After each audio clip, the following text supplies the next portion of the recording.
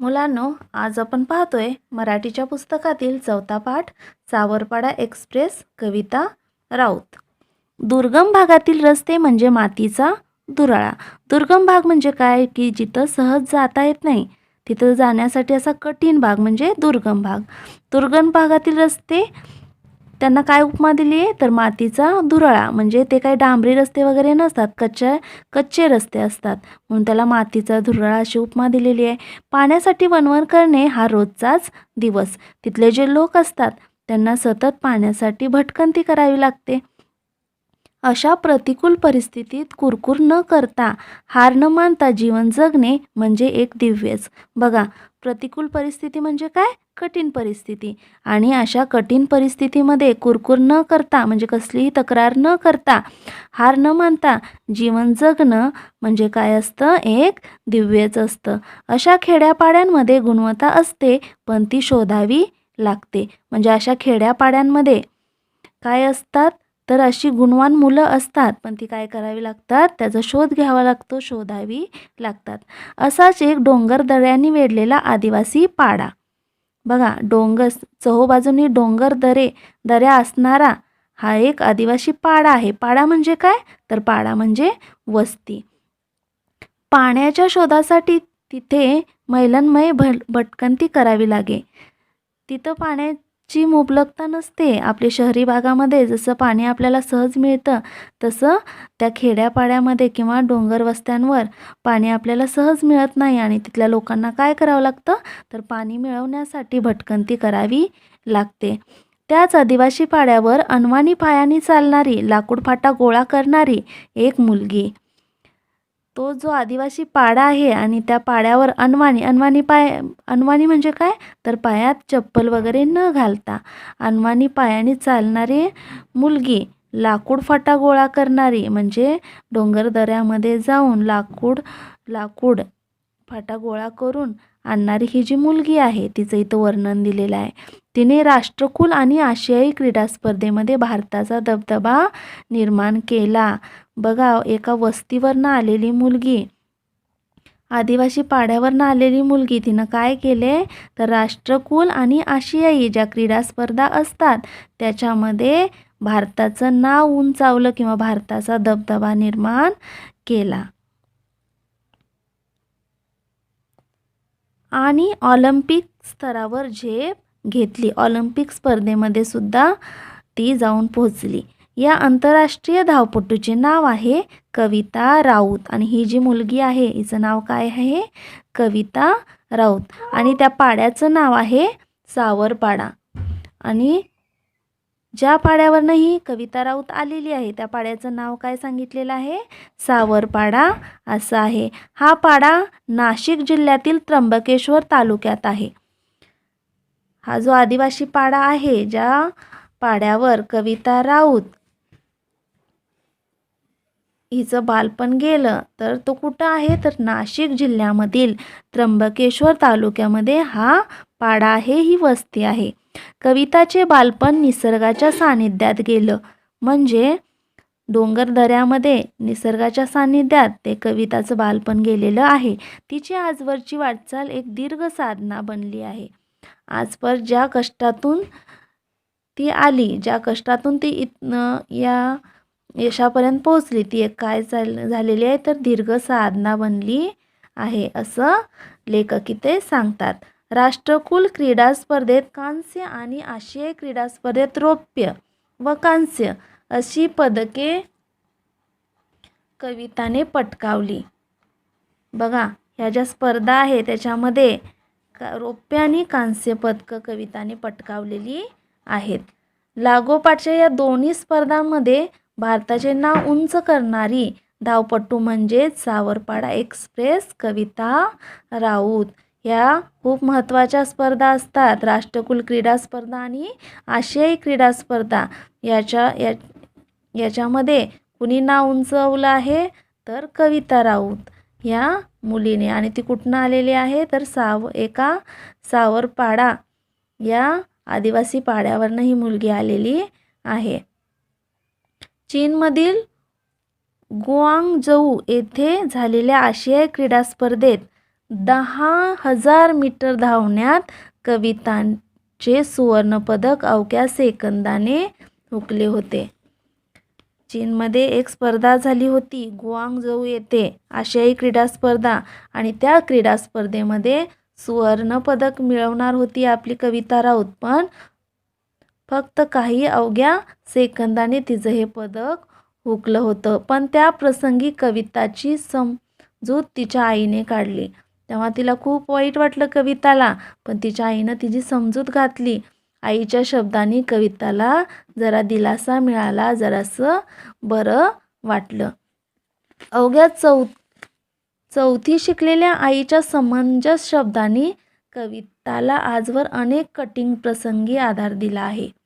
बघा, तिच्या आईचं शिक्षण किती झालेलं आहे? अवघं 4थीपर्यंतचं शिक्षण तिच्या आईने दिलेलं आहे. पण आईचं जे समंजस वागणं आहे, किंवा आई ज्या समंजसपणे आपल्या मुलीला समजावते, त्यामुळं काय झालं तर अनेक कठीण जे प्रसंग आले कवितावर, त्याच्यामध्ये त्या कविताला तिच्या आईच्या शब्दांचा खूप आधार मिळाला. कष्टप्रद अनुभवामुळे कविताचे पाय कणखर बनले. म्हणजे जे कठीण अनुभव तिला मिळाले, ज्या कठीण अनुभवातनं ती गेली, त्यामुळे तिचे पाय काय बनलेत? कणखर बनलेले आहेत, असं इथं लेखक म्हणतात. कणखर बनणे म्हणजे काय? तर मजबूत बनणे. नाशिक जिल्हास्तरीय शालेय क्रीडा स्पर्धेत कविताने धावण्यात प्रथम क्रमांक मिळवला. बघा, नाशिक जिल्ह्यामध्ये शालेय क्रीडा स्पर्धा झाली होती, आणि त्या क्रीडा स्पर्धेमध्ये कविताने कितवा क्रमांक मिळवला? तर प्रथम क्रमांक मिळवला होता. पण कविताचे वेगळेपण तिचे वडील रामदास आणि आई सुमित्रा यांना फारशा तीव्रतेने त्यावेळी जाणवले नाही. पण आपल्या मुलीमध्ये एवढे चांगले गुण आहेत, ती धावण्यामध्ये एवढी पटाईत आहेत, हे तिचे वडील रामदास आणि आई सुमित्रा यांना काही त्यावेळेस जाणवलं नाही. कविताच्या पायामधील चमकदार दौड हेरली ती प्रशिक्षक विजेंद्र सिंग यांनी, आणि तिला विजेंद्र सिंग हे एक शिक्षक लाभले, आणि त्यांनीच तिच्या पायातील चमकदार दौड हेरली. म्हणजे तिच्यामध्ये जे असणारे गुण आहेत, हे कुणाला समजले? तर विजेंद्र सिंग यांना समजले. तिची चुणूक कुणाला समजली? तर विजेंद्र सिंग यांना समजली. त्यांनी कविताच्या आई वडिलांची मानसिकता तयार केली. बघा, एका खेड्यामध्ये एका पाड्यावर वस्तीवर राहणारी ही मुलगी आहे, आणि त्यांचं शिक्षणही तेवढं झालेलं नाही, पण त्यांची मानसिकता बदलण्याचं काम कुणी केले? तर विजेंद्र सिंग यांनी केलेलं आहे. आणि तिला नाशिकच्या भोसला मिलिटरी स्कूलच्या मैदानावर तंत्रशुद्ध पद्धतीने धावण्याचे धडे देण्यास सुरुवात केली. तिच्या आई वडिलांना विश्वासात घेऊन विजेंद्र सिंग हे प्रशिक्षक जे आहेत, त्यांनी तिचं तंत्रशुद्ध पद्धतीनं धावण्याचं शिक्षण सुरू केलं. बूट घालून धावणे कविताला अवघड वाटायचे. म्हणजे सतत अनवाणी पायानं चालण्याची तिला सवय होती, म्हणून पायामध्ये बूट घालणं हे तिला कसं वाटायचं? जरा अवघडच वाटायचं. कारण लहानपणापासून अनवाणी धावण्याची तिला सवय होती. बिन चप्पल बिन बूट घालता धावण्याची तिला सवय होती. विजेंद्र सिंग यांनी तिच्याकडून बूट घालून धावण्याचा सराव नियमितपणे करून घेतला. आणि हा सराव कोणी करून घेतलाय? तर विजेंद्र सिंग हे जे प्रशिक्षक होते कविता राऊतचे, त्यांनी तिचा सराव करून घेतला. हिऱ्याला पैलू पाडल्यावर त्याचे तेज अधिकच फैलावते. बघा, कविता राऊत हिला कशाची उपमा दिलेली आहे लेखकाने इथं? एका हिऱ्याची. ते काय म्हणतायत? हिऱ्याला पैलू पाडल्यावर त्याचे तेज अधिकच फैलावते, तसे तिच्या बाबतीत झाले. गुजरातमधील गांधीनगर येथे झालेल्या राष्ट्रीय पातळीवरील शालेय स्पर्धेत धावण्यात रौप्य पदक मिळवून तिने यशाचा आरंभ केला.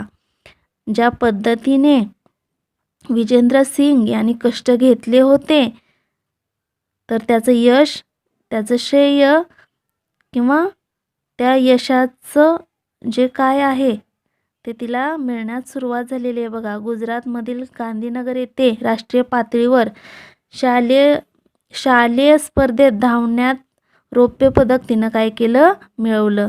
तिच्या यशाला तिथनंच काय झालं आहे, प्रारंभ झालेला आहे. पुढे मग नाशिक येथे सराव आणि हर्सूल येथे शिक्षण अशी कसरत कविता करत होती. त्याच्यानंतर तिचा सराव सुरू झाला. नाशिकमध्ये सराव करायचा आणि हर्सूल येथे तिनं काय करायचं, शिक्षण घ्यायचं. अशी दोन्हीकडं कसरत तिची सुरू झाली होती. कविताची ही ओढाताण पाहून विजेंद्र सिंग यांनी तिला 11वीसाठी भोसला मिलिटरी कॉलेजमध्ये प्रवेश मिळवून दिला. तिची दोन्हीकडं ओढाताण व्हायला लागली, म्हणजे अभ्यास करायचा, शिक्षण पूर्ण करायचं, काही सराव करायचा, याच्यामध्ये दोन्हीकडे तिची ओढाताण व्हायला लागली. आणि म्हणून विजेंद्र सिंग यांनी काय केलं, 11वीसाठी तिला भोसला मिलिटरी कॉलेजमध्ये प्रवेश मिळवून दिला. ती राहणार कुठे हा कविताच्या आईवडिलांना पडलेला प्रश्नही विजेंद्र सिंग यांनी सोडवला. आता तिला 11वीसाठी प्रवेश मिळाला, पण तिनं राहायचं कुठं हा प्रश्न तिच्या आईवडिलांना पडला.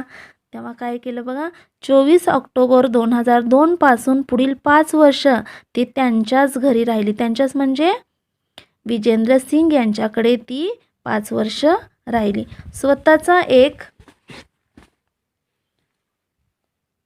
स्वतःला एक मुलगा आणि एक मुलगी असलेल्या सिंग दाम्पत्याने आपली दुसरी मुलगी म्हणून कविताचा सांभाळ केला. म्हणजे त्यांना स्वतःला एक मुलगा मुलगी होते, पण त्याच्याबरोबरच ही दुसरी मुलगी म्हणून त्यांनी कविताचा सांभाळ केला, तिला आपली मुलगी मानलं. तिच्या धावण्याच्या गतीकडे विजेंद्र सिंग यांनी लक्ष पुरवलं आणि त्याची प्रचिती म्हणजे कविताचे यश. आणि त्यांनी विजेंद्र सिंग यांनी पूर्ण लक्ष घातलं तिच्या धावण्याची जी गती आहे त्याच्यामध्ये, आणि त्याचं यश तिला मिळालं.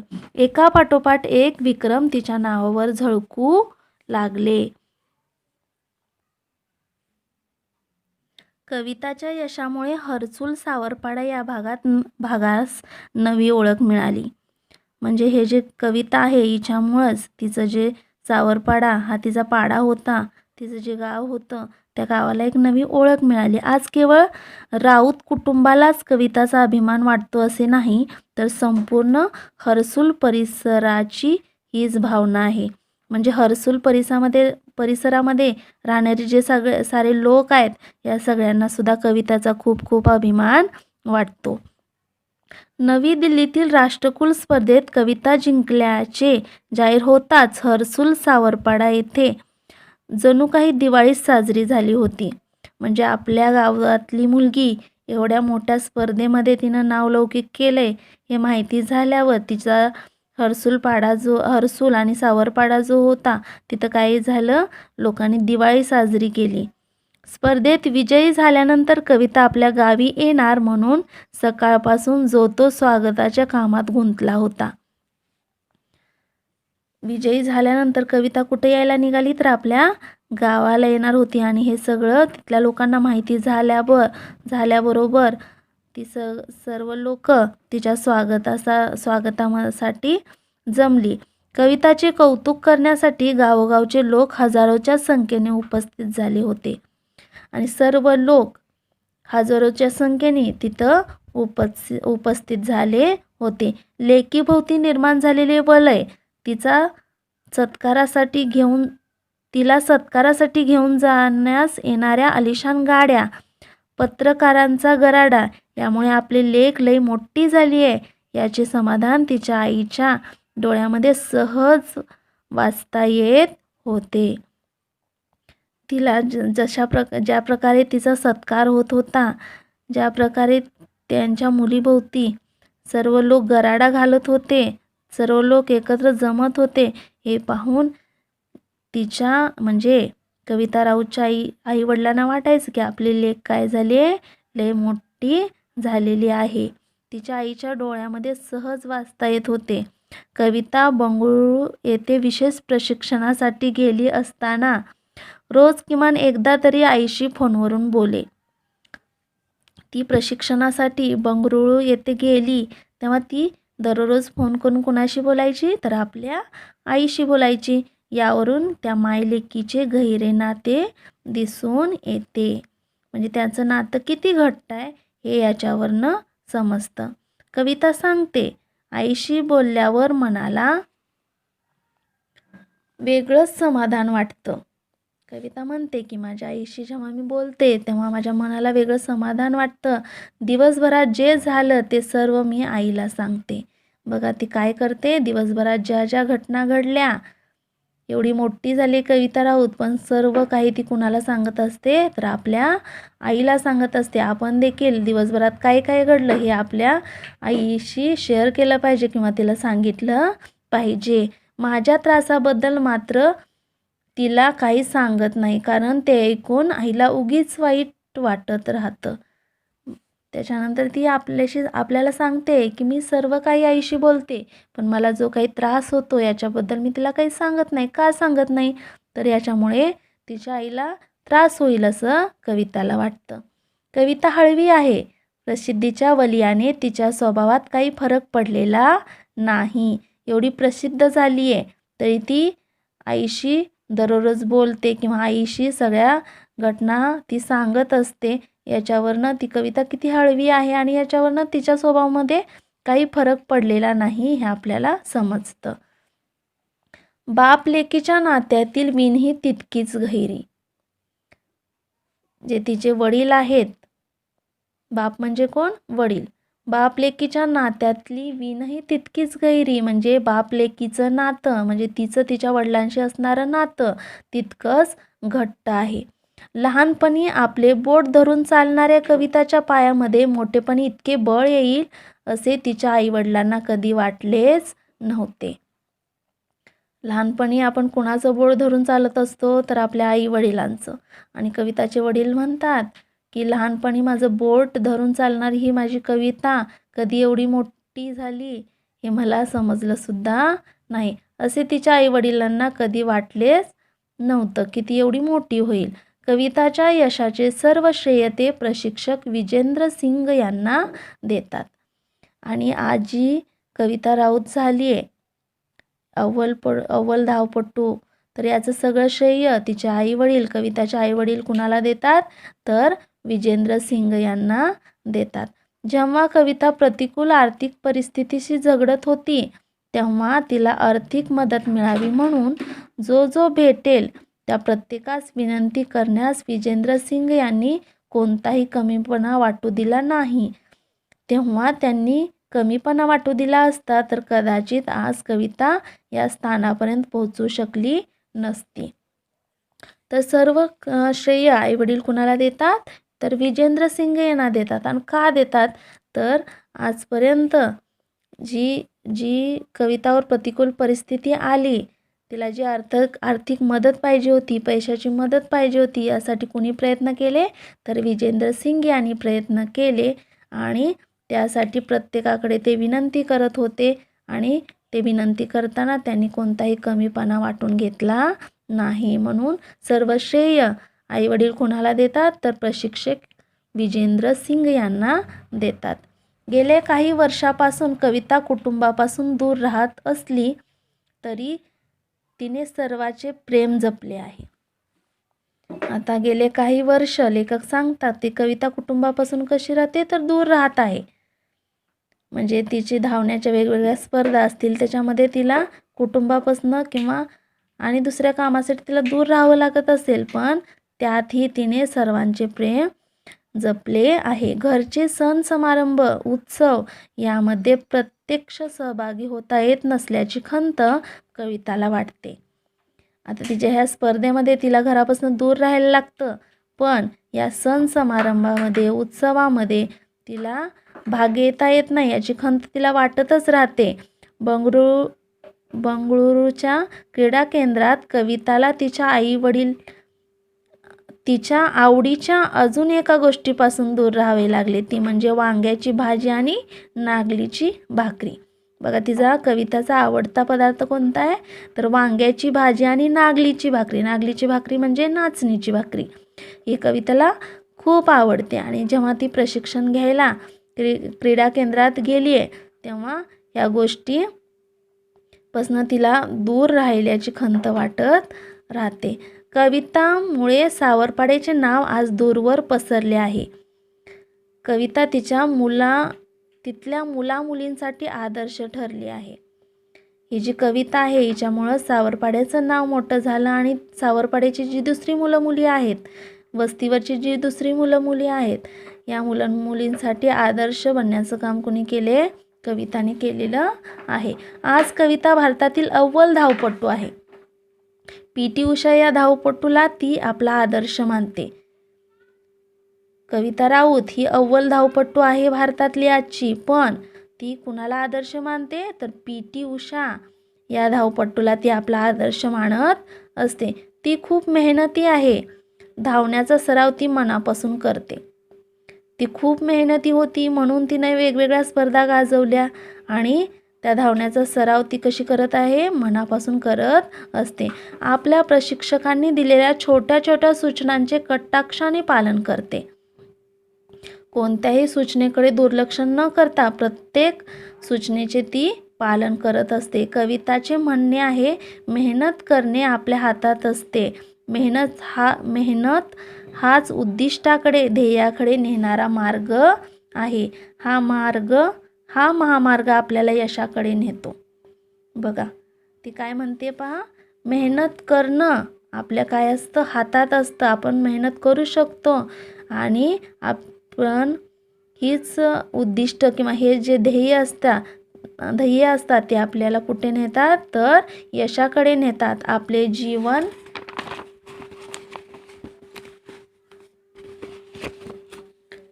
आपणच घडवत असतो. ती सांगते मेहनत करून, कष्ट करून आपण आपलं जीवन घडवायचं असतं. कारण आपलं जे जीवन आहे ते आपल्या हातात असतं. कसं घडवायचं? चांगलं घडवायचं का वाईट घडवायचं हे आपणच ठरवत असतो. कोणत्याही खेळाडूसाठी शारीरिक तसेच मानसिक तंदुरुस्तीही महत्त्वाची असते. आणखीन एक गोष्ट ती सांगते आपल्याला, खेळाडूसाठी फक्त शारीरिक आणि फक्त मानसिक दोन्हीपैकी एक नाही, तर शारीरिक आणि मानसिक दोन्ही गोष्टी महत्त्वाच्या असतात. शारीरिक आणि मानसिक तंदुरुस्ती महत्त्वाची असते. कविता सरावात कधीच कसूर करत नाही. कविताचे इतर झगमगाटी गोष्टीकडे लक्षही नसते. बघा ती आपला जो सराव आहे ती खूप काळजीनं करते, त्याच्यावर खूप परिश्रम घेते, कष्ट घेते, कुठल्याही गोष्टीत कधीच कसूर करत नाही आणि दुसऱ्या ज्या गोष्टी असतात, दुसरा जो झगमगाट असतो याच्याकडे तिचं लक्षही जात नाही. म्हणजे आपलं काम भलं आणि आपण भलं म्हणतात ना, त्याप्रमाणे ती वागत असते. खेळाचा सराव चालू असतानाच यशवंतराव चव्हाण महाराष्ट्र मुक्त विद्यापीठामुळे तिच्या शिक्षणातही खंड पडला नाही. जे यशवंतराव चव्हाण मुक्त विद्यापीठ आहे याच्यामध्ये आपण शाळेमध्ये न जाता, कॉलेजमध्ये न जाता सुद्धा शिक्षण पूर्ण करू शकतो आणि याचा फायदा कुणाला झाला आहे? तर कविता राऊतला झालेला आहे. ती आपलं जे क्रीडेचं शिक्षण आहे ते पूर्ण करत हे तिचं शिक्षणही पूर्ण झालेलं आहे आणि ते कुणामुळे? तर यशवंतराव चव्हाण महाराष्ट्र मुक्त विद्यापीठामुळे. कविता ही तिच्या जीवन प्रवासाची नायिका आहे. शेवटचं वाक्य इथं लेखक सांगतात की कविता ही तिच्या जीवन प्रवासाची नायिका बनलेली आहे. म्हणजे तिचा जो जीवन प्रवास आहे याच्यामध्ये मुख्य काम कुणाचं आहे? तर कविताचं आहे. म्हणून ती या जीवन प्रवासाची नायिका बनलेली आहे असे संतोष साबळे हे लेखक आपल्याला सांगतात.